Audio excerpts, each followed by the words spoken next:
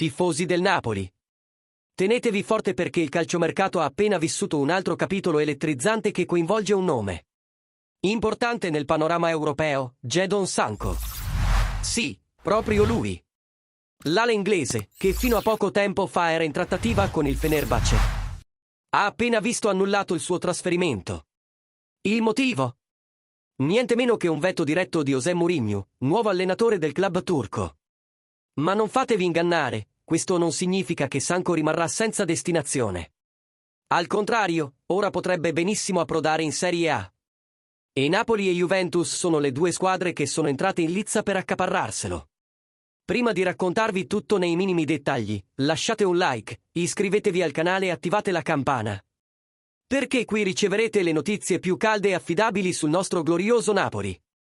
Andiamo dietro le quinte di questo colpo di scena, secondo il quotidiano turco Fanatic, Mourinho, appena arrivato al Fenerbahce, ha analizzato attentamente il profilo di Sancho e ha chiesto alla dirigenza di rinunciare al suo ingaggio.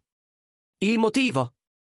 Il tecnico portoghese avrebbe dei dubbi sulla motivazione del giocatore, sostenendo che l'ala sia più concentrata sugli accordi finanziari che su progetti sportivi concreti. Risultato? Il Fenerbahce, che già da settimane stava negoziando con il Manchester United, è uscito dalla corsa. Con questo, l'attenzione si sposta completamente sull'Italia, ed è qui che entrano in gioco Napoli e Juventus. Da parte del Napoli, il movimento è silenzioso, ma reale.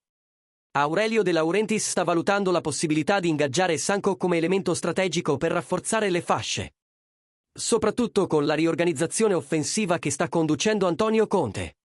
Il club cerca una rosa più equilibrata, con profondità ed esperienza internazionale, e l'inglese, anche se ancora giovane, ha già giocato in Bundesliga, Premier League e nella nazionale inglese. La Juventus, come sempre, osserva con attenzione e monitora la situazione. Fonti interne dicono che i bianconeri hanno parlato con il Manchester United 3 giorni fa per capire i valori e la fattibilità dell'affare. La verità è che Sancho è ufficialmente sul mercato e, con l'uscita del Fenerbahce, la strada è completamente libera per un club italiano che voglia avanzare con decisione. Resta da vedere se il giocatore accetterà una proposta basata sul progetto sportivo, come quello di un Napoli in fase di ricostruzione e con reali possibilità di protagonismo in Serie A e in Europa. O se continuerà a dare priorità all'aspetto finanziario, come suggeriscono le voci provenienti da Istanbul. In ogni caso, il movimento è già iniziato e il Napoli potrebbe sorprendere, soprattutto se altri giocatori della rosa saranno ceduti nelle prossime settimane.